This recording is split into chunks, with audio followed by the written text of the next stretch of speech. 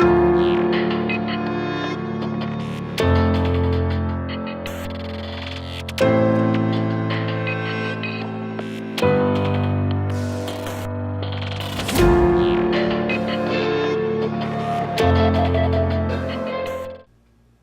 guys, man, this is one of the things that I'm most excited about and most passionate about.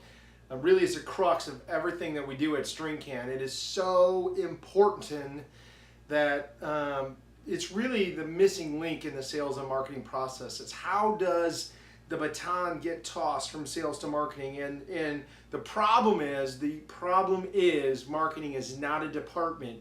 It is an entire organization, and the process of going from one step from the ideal candidate to the converted revenue is actually a process. It is something that is so important for us to work with our clients to get their head around, and a lot of times we're teaching at 501 and at 401, and our clients aren't really grasping the 201 and the 301 piece, and that's our fault that we're not communicating that. So let's talk about what our sales and marketing process is and how it works together. So the most important thing that we do with our clients is identify the ideal client, the client that is most likely to buy. And that comes from knowing your DNA, what your value proposition is about, and understanding the DNA of the ideal organization that you're going after. There's a lot of vitals that go around that: target size and volume, target size in sales, target size in employees, and what industry they're in, what niche they're in. And a lot of times what we make sure that our companies that we work with have already decided on what is that niche and how are we positioning ourselves as the expert in the marketplace. And the most important thing of identifying the ideal client is make sure that we're not marketing off target to people that don't make sense. And I know a lot of you guys know that out there. So really growing rich in a niche is what we're really talking about, identifying the ideal client and shaping your business to grow rich in a niche. So the next thing that we do is we initiate through education. So initiating through education, there's a lot of ways to do this. This could be an email to your target client that says, hey, have you read this article on blah, blah, blah? It affects your business. This could be writing a book. This could be creating videos that position you as a subject matter expert. This could be creating the case studies, or getting your clients to see the case studies and emailing those. Here's how other clients have used us. Here's how other companies have worked with us. We did a small campaign just by showing other companies how we worked with IBM. It created 5 new relationships with people we have been talking to for 12 months. And going on 2 years, and now we're starting to pull those relationships in because we've continued to educate our target market on how they can use us and how and why we're an expert. So we always initiate through education. We always initiate through persisting with value. We always initiate by creating value on the front end, by identifying and helping our clients get over that initial challenge, which is, how do we move them and change their worldview? How do we change the way they see the world now and enlighten them? And through that challenge, we're able to customize our message to them and take control of what they need to do next. So we always initiate through that provocative, educational poke in the box. How do we get them to move? And that's how you start to position yourself as a subject matter expert, not as a salesperson. Our job with our clients is to position them as subject matter experts. People don't want to buy from salespeople, but they want to deal with experts in their arenas. And when you have the credentials that you guys have, when you have the value that you guys have that you can bring to your target market, you can dynamically influence them and allow yourself to understand how to get positioned at that point where you are the subject matter expert. The problem with that is they're starting to change their mind before they get to the point where they're actually raising their hand and saying, I'm interested. And that's why we got all of our clients, and that's why you need to be in a marketing automation platform that shows you how to read the data, how to understand, are they opening and watching your videos? How long are they doing it? Are they opening and watching or reading your emails? Are they opening it? Are they going to your website? Are they using your resources page? Are they interacting? All those things need to be assigned points. We have over 350,000 contacts in our database, but we only really track about 2,200 clients prospects with us because we know those are the ones that are most engaged, and we don't waste time with all those other contacts. It's about knowing who is, kind of nibbling on your bait and trying to figure out where they're going next, and spending time and energy with those players to take that next step and provocatively getting them to do that. And that's what getting connection and understanding what connection is. If you've got a marketing automation platform going, you can start to see through all the data about who's actually engaging with you. And you can start to create triggered email sequencing that automate your sales process and entice people to come through. There's so many great websites and so many great software as a service platforms to do that, whether it's Cario, who's got the free EHR, and then through that they allow to bring people closer to them and upserve down that food chain. But really understanding how people are connecting with you and monitoring that data. If you've spent the money to get the ideal prospects and you've got them in your database and you're tracking how they're engaging with you, marketing automation or connection is a great way to do that. The other thing that is really key, the other way that people buy or pay you before they actually pay you, it's like they got to start to pay attention before they actually pay you. And they'll pay you more and more attention, and sooner or later they will actually pay you with some kind of pilot event. So a pilot event could be, are they downloading a white paper? Are they attending a webinar? Are they coming to our educational event? Will they do an executive briefing and let us distill 3,000 hours of our constructive criticism on their business and apply it to them? Can we come up with ideas or in that session that can intrigue them, that can poke their box and get them to move forward? But you have to create pilot events that allow people to sample you before they buy, because no one wants to feel like they're buying. No one wants to feel like they're actually getting teed up to a high-powered salesperson, because sales has a negative connotation, and the reason it's got a negative connotation is because salespeople have used information historically to take advantage of prospects, and everybody's been in that experience. But subject matter experts, trusted people that are great at what they do and that have spent a lot of time in their profession, a lot of time in their genre, a lot of time studying, they can give out nuggets of educational goodness that help move people in their business, that help get to that next level, that help them really break through in that, take that insight. I remember I had a golf pro work with me, and in 15 seconds he had me hitting the ball better than I had for the last 3 months, because he had spent thousands of hours on his craft and understanding the golf swing and how to get and move people. He got me doing and making breakthroughs like that. And that's what people want out of that engagement and out of those pilot events. They want to leap forward. They want to get to that progress, and we have to make offers for them to do that. Enrollment, once people buy, they become part of our tribe. And the most important, if identifying is one of the most important critical mistakes that smart businesses make, is not identifying their ideal clients, not identifying and profiling them, persisting with value through a process where marketing turns into sales. One of the most important way they fail is they don't manage the process of enrollment to engagement. Going from enrollment to engagement is the critical success factor for businesses today, because here's the gap. If you're paying me and you're engaged with me, but you're not referring me, you're not engaged. You're not to the level where we're partnering. And the trick of business today is to throw off all the skins and pull down the kimono and get real with each other, so where you're actually leveraging each other for what you do best.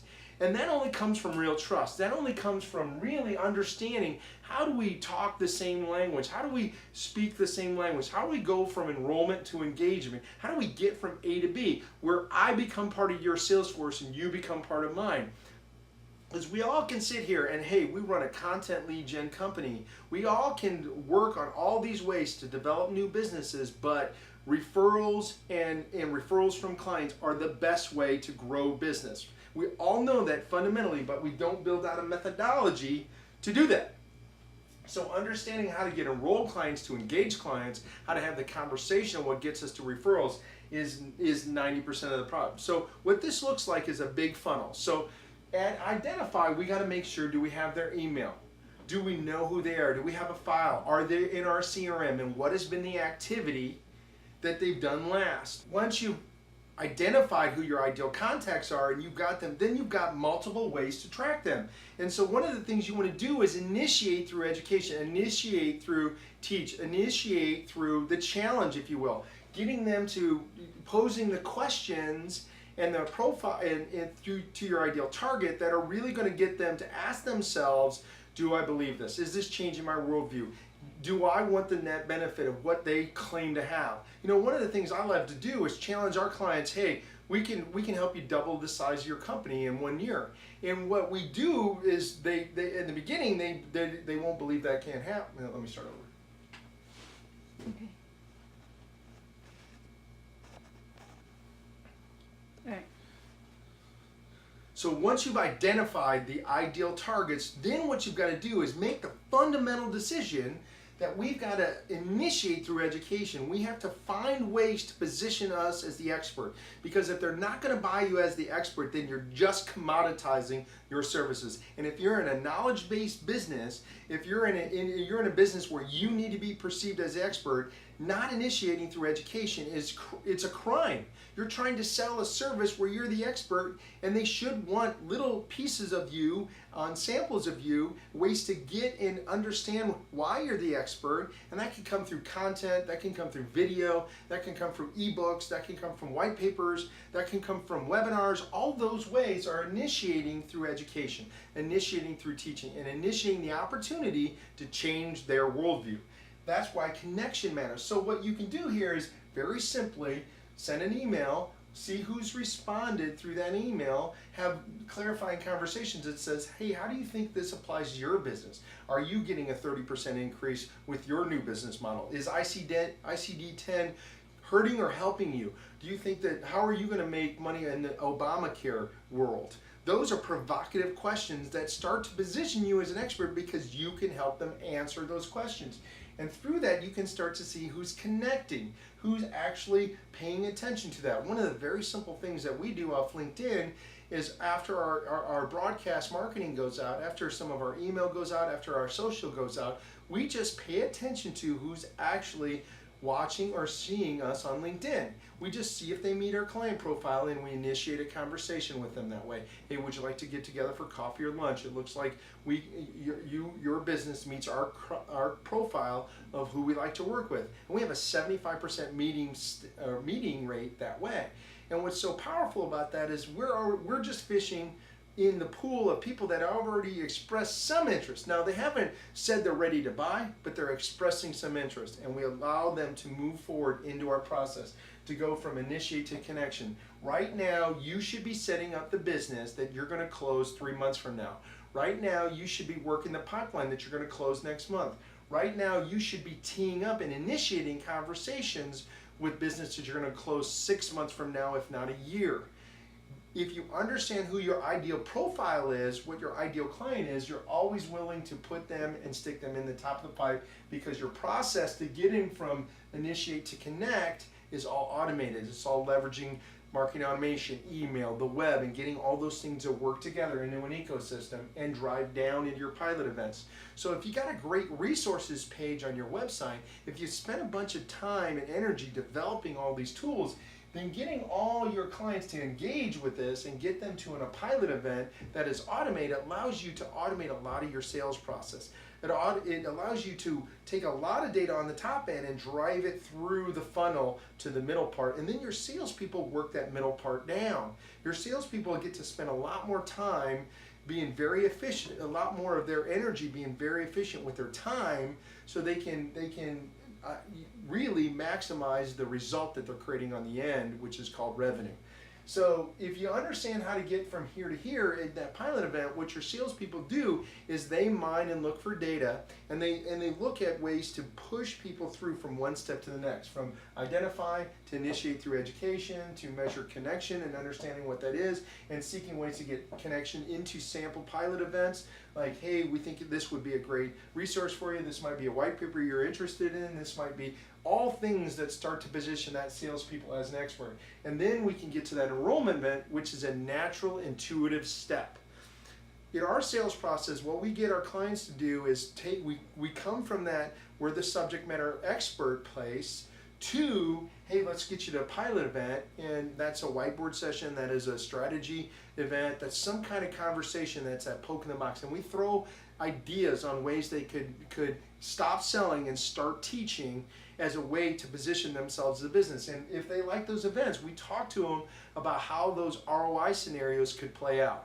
And we actually will work up many business cases. Now, we've done that over 1,000 times, so we're able to work out the business case that allows them to start justifying through math if it makes sense. So if you've got a business, you are generally even helping somebody make money or helping people save money. And if you can create a dollarization event in that pilot event, if you can help them understand how they're going to spend $1 and make 5, or they're going to spend $1 and save 5, then you can start to run them through pilot scenarios on ROI events. If you can get them to do a pilot scenario on an ROI event, then you've started to allocate the budget for your product or service. And that's really what salespeople need to do, is they really need to get good at, how do I take this initiation through education and run through ROI scenario events on how they can justify us. You know, our typical client spends $5,000 a month with us, but they see a net increase of 25 to 30% in revenue. You're doing $5 million in revenue in your world, that would translate into $1 million, $1.2 million. Is that the type of return you're looking for on any kind of work that you're getting done for you? Or if you're in the reverse of that and you're helping them save money, hey, our typical client's going to spend $2,000 to $3,000 with us a month in software, but we're going to end up saving them over $100,000 every year. So are you willing to spend 30 to save 100? That's the kind of conversation your salespeople have to do from this education connection to pilot event type of game. They have to be good at creating ROI events for your product and service, because they like you, they've engaged, they think that you're a subject matter expert. Now you just got to help them fund it. That's the key. So from enrollment and engagement, you're then breaking down the barriers called credentialing,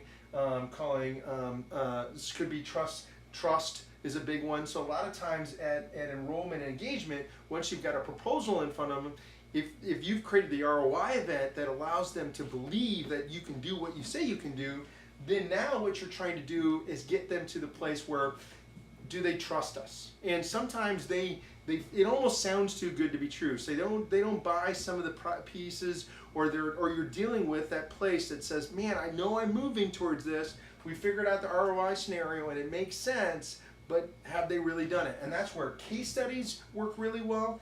That's where testimonials work really well. That's where